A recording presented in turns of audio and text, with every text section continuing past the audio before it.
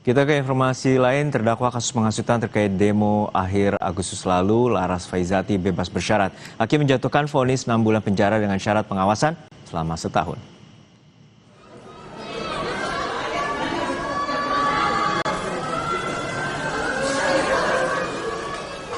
Laras terharu dan memeluk ibunya setelah mendengar hakim memberikan kebebasan bersyarat untuk dirinya. Laras mendapatkan vonis 6 bulan penjara, namun hakim memberikan kebebasan bersyarat dengan pengawasan selama setahun. Hakim menilai terdakwa Laras terbukti melakukan penghasutan yang berujung demo rusuh akhir Agustus. Laras merasa bersyukur bisa pulang ke rumah, namun ia kecewa karena divonis bersalah atas penghasutan.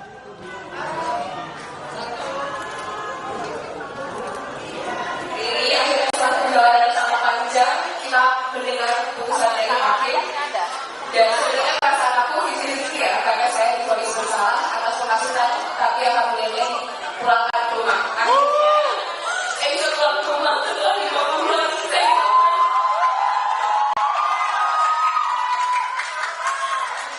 Banyak yang bertanya kepada saya dari awal, kenapa saya bisa kuat dan bisa tetap tersenyum dan semangat menghadapi semua ini, padahal saya sedang dihantam badai yang begitu berat dan sedang berjuang menghadapi keadilan.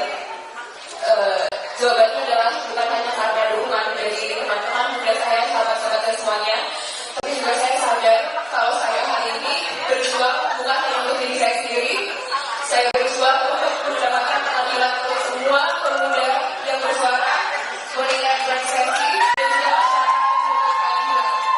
Jadi saya harus semangat menghadapi ini semua dan alhamdulillahnya hari ini saya bisa pulang ke rumah. Walaupun masih bersalah dan seharusnya opini dan kritik dan bukan kemampuan suatu situasi politik yang sangat menurunkan itu tidak dianggap itu kriminal.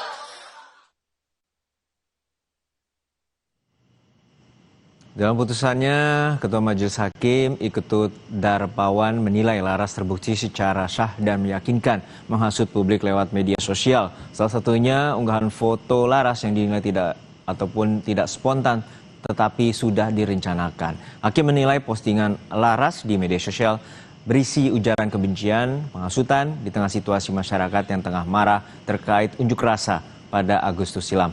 Namun hakim menyebut Laras dinilai tidak merorganisir massa.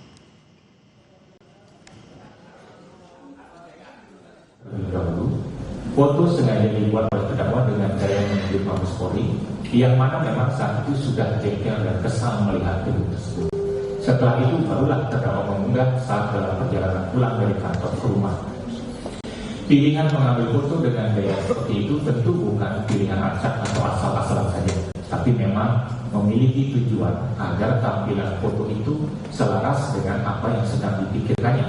6 bulan, 3 memerintahkan agar pidana tersebut tidak perlu dijalani dengan syarat umum tidak akan melakukan tindak pidana lagi selama menjalani pidana pengawasan dalam waktu 1 tahun. 4 memerintahkan agar terdakwa dikeluarkan dari tahanan segera setelah putusan ini ditetapkan.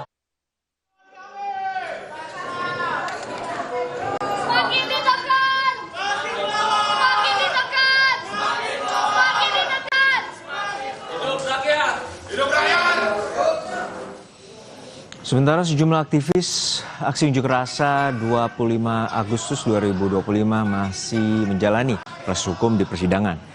Sejumlah diantaranya Direktur Eksekutif Lokataru Foundation, Del Pedro Marhain, Syahdan Hussein, Muzaffar Salim, dan Harik Anhar. Dalam sidang terakhir di Pengadilan Negeri Jakarta Pusat, hakim menolak eksepsi Del Pedro dan 3 rekannya di kasus penghasutan terkait ricu demo Agustus. Mereka pakai belajar untuk menjatuhkan kita kawan-kawan, mereka mulai pakai.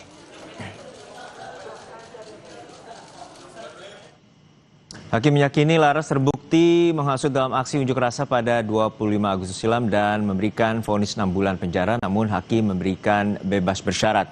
Apa arti putusan hakim ini kita bahas bersama dengan Ketua PBHI, Mas Julius Ibrani. Selamat sore Mas Julius.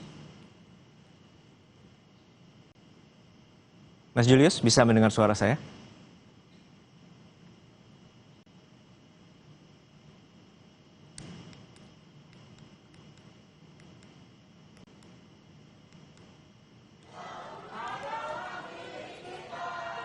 bahwa sebelumnya Majelis Hakim telah memberikan putusan kepada Ketua Majelis Hakim I Ketut Darmawan menilai Laras terbukti secara syah dan meyakinkan melakukan penghasutan kepada publik lewat media sosial. Salah satunya terkait foto yang diunggah Laras dinilai tidak spontan, melainkan Hakim menilai telah direncanakan. Hakim menilai postingan Laras di media sosial berisi ujaran kebencian, penghasutan di tengah situasi masyarakat yang tengah marah terkait unjuk rasa pada Agustus silam.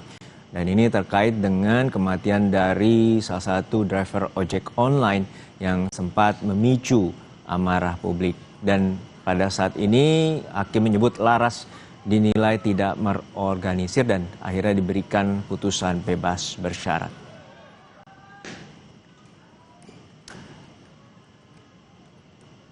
Terdakwa kasus penghasutan terkait demo akhir Agustus silam, Laras Faizati bebas bersyarat. Hakim menjatuhkan vonis 6 bulan penjara dengan syarat pengawasan selama setahun.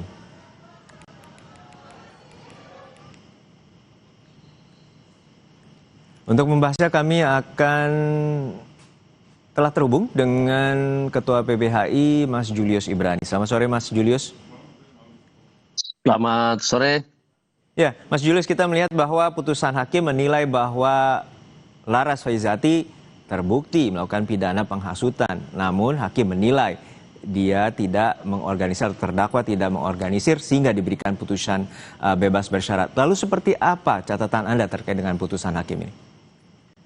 Ya, yang pasti putusan Hakim ini menggambarkan perspektif negara, perspektif majelis hakim yang tidak memiliki basis pemikiran tentang hak asasi manusia, khususnya kebebasan berekspresi. Kenapa saya mau katakan gini, kalau kita hanya baca teks yang diketik oleh Laras, maka kita seperti anak yang baru saja lulus SD gitu ya, yang lulus baca tulis. Di balik teksnya Laras itu ada sebuah kritik, ada sebuah ekspresi terhadap situasi kondisi. Jadi ketika dikatakan oleh majelis hakim bahwa ada konteks kerusuhan di luar yang relevan dengan apa yang menjadi status yang diunggah oleh Laras, mungkin itu ada betulnya. Tetapi dalam konteks perspektif di kepala Laras, ya perlu diperhatikan bahwa itu adalah konteks hak asasi manusia, soal kebebasan berekspresi, soal partisipasi publik, soal afirmasi terhadap peran perempuan di tengah pemerintahan yang sah. Nah, kami membuktikan dengan ketiadaan mekanisme hak asasi manusia di situ, ketiadaan pandangan-pandangan tentang feminisme di situ, ketiadaan pandangan-pandangan tentang kebebasan berekspresi di situ. Tentu kalau itu ada, maka ada yang namanya hak untuk melakukan klarifikasi terhadap sikap dan pernyataan di ruang publik jauh sebelum masuk pidana, itu satu. Yang kedua, tentu majelis hakim punya pandangan gini, ketika undang-undang pemilu saja memastikan kuota untuk perempuan diketok secara nasional tanda kutip dengan berbagai macam seolah-olah undang-undang ini memaksa harus dipenuhi kuota 30%, berapa persen misalnya, maka di situ negara sedang berjuang memastikan porsi ruang peran perempuan di dalam pemerintahan yang sah yang berbasis perspektif perlindungan perempuan, hak asasi manusia. Harus terjadi yang namanya pengarus utamaan peran perempuan sebagai perspektif feminisme dalam konteks hak asasi manusia. Kita tidak melihat di dalam putusan ini. Kami hanya melihat hakim konteksnya apa. Oh, statusnya diunggah sesuai dengan apa yang terjadi di lapangan. Ada relevansinya, ini melanggar hukum. Itu yang saya katakan, majelis hakim jadi seperti lulusan SD yang baru lulus baca tulis. Dia tidak memahami konteks, dia tidak memahami perspektif publik, dia tidak memahami fundamentalisme hak asasi manusia yang dijamin oleh konstitusi dan dijamin oleh Undang-Undang Nomor 12 Tahun 2005 tentang pengesahan kovenan sipil dan politik. Itu fatal sekali.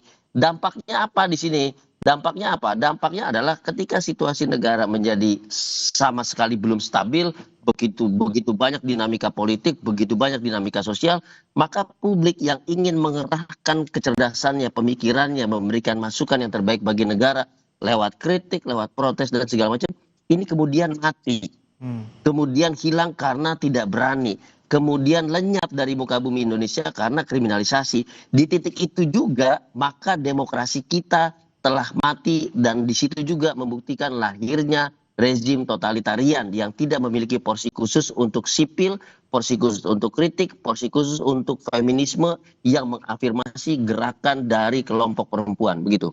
Ya, tadi juga bahwa hakim menilai bahwa ini kalau dalam KUHP lama disebut pidana percobaan, namun ini merupakan pidana dari namanya pengawasan, bahwa ada pengawasan selama setahun. Jadi seperti apa sebenarnya implikasi pidana pengawasan dengan bebas bersyarat dan pengawasan ini berjalan selama setahun bagi Laras? Jadi yang paling fatal itu adalah tadi saya katakan menghilangkan kontekstualisasi hak asasi manusia dan pemikiran feminisme di dalam unggahan Laras, sehingga dia hanya murni membaca teks pidana saja, toh. Itu sudah salah. Dengan demikian, maka pemikiran-pemikiran tentang hak asasi manusia, pemikiran-pemikiran tentang kritik, pemikiran-pemikiran tentang perbaikan situasi bangsa dan negara ini akan selalu dipandang dengan kacamata pidana, tidak lain daripada itu. Dampak bagi Laras ini juga merupakan dampak bagi seluruh masyarakat Indonesia lainnya. Laras hari ini dia dipidana, dinyatakan bersalah. Bahwa itu merupakan percobaan, bahwa itu merupakan pengawasan, karena dikatakan bahwa yang diunggah oleh Laras ini berpotensi untuk menjadi pemicu dan segala macamnya. Nah, ini yang sebetulnya tidak terbukti dalam ruang sidang. Dan ini sebetulnya digunakan sebagai tanda kutip, ini peringatan keras. Warning untuk yang lain, jangan bicara seperti Laras atau Anda akan bernasib sama. Kan begitu? Artinya Anda mau menilai bahwa sebenarnya ada peristiwa pemicu terlebih dahulu dan kemudian ini merupakan reaksi dari seorang terdakwa untuk memposting sebuah unggahan yang dinilai oleh majelis hakim dalam terutama dalam tuntutan atau pendakwa yang telah disebut melalui pasal 48 Undang-Undang ITE yang menyebutkan bahwa ini menjadi unsur penghasutan. Seperti itu. Iya, betul. Bahwa aksi reaksi ini terjadi, bahwa relasi ini relevansinya mungkin ada, tetapi yang tidak terjadi adalah relasi, utamanya relasi kuasa dan komando. Laras itu bukan koordinator aksi. Laras juga tidak berada di lapangan. Jadi sebetulnya apa yang diungkapkan Laras itu tidak menjadi satu perintah di lapangan. Mari kita pelajari kasus lainnya seperti Eva Bande dan segala macamnya yang sama. Kemudian dinyatakan bebas di kasasi. Oke, Ada terakhir unsur yang berbeda dengan Eva Bande. Ya, terakhir Mas Julius, ini masih banyak atau masih ada sejumlah aktivis yang masih menjalani persidangan. Lalu seperti apa imbas putusan ini terhadap sejumlah aktivis yang masih menjalani persidangan? Di bagian putusannya ketika dia menyatakan bebas bersyarat, pengawasan, itu mungkin satu inisiasi hakim. Tetapi kami mau melihat dari sisi yang paling fundamental di sini, Mas. Yaitu soal demokrasi, soal hak asasi, soal afirmasi terhadap gerakan perempuan. Ini yang harus dipakai oleh majelis hakim untuk mensiasati buruknya kebebasan berekspresi di tangan KUH pidana kita. Itu yang paling penting. Baik, terima kasih atas perspektif Anda. Mas Julius Ibrani, Ketua PBHI telah berbagi perspektif bersama kami di Kompas Petang. Sehat selalu, Mas. Terima kasih.